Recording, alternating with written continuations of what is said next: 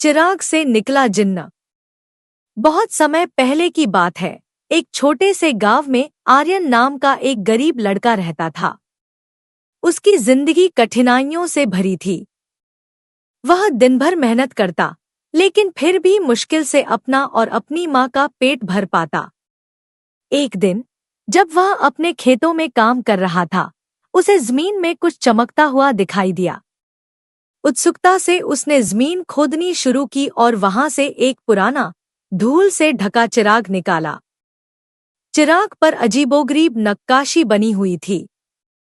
आर्यन ने सोचा कि यह शायद किसी पुराने राजा का खजाना हो सकता है।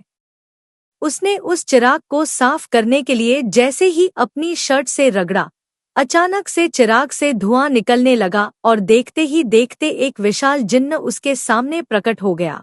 जिन्न ने गड़गड़ाते हुए कहा, मैं तुम्हारा सेवक हूँ। मुझे जिसने भी चिराग से आजाद किया है, उसकी 3 इच्छाएं मैं पूरी कर सकता हूँ। बोलो, तुम्हारी पहली इच्छा क्या है? आर्यन यह देखकर बहुत हैरान था, लेकिन जल्द ही उसने सोचा कि यह उसके जीवन का सुनहरा मौका है। उसने थोड़ा सोचकर कहा, मेरी पहली इच्छा है कि मेरे पास इतना सोना हो कि मैं और मेरी माँ कभी भूखे न रहें। जिन्न ने अपना हाथ घुमाया और एक पल में आर्यन के घर में सोने से भरी हुई थालियां दिखाई देने लगी। उसकी यह इच्छा पूरी हो गई थी। अब जिन्न ने कहा, बताओ, तुम्हारी दूसरी इच्छा क्या है? आर्यन ने कहा, मैं चाहता हूँ कि मैं दुनिया के सबसे अमीर और ताकतवर लोगों में गिना जाऊं, ताकि कोई मुझे या मेरी माँ को कभी नुकसान न पहुंचा सके।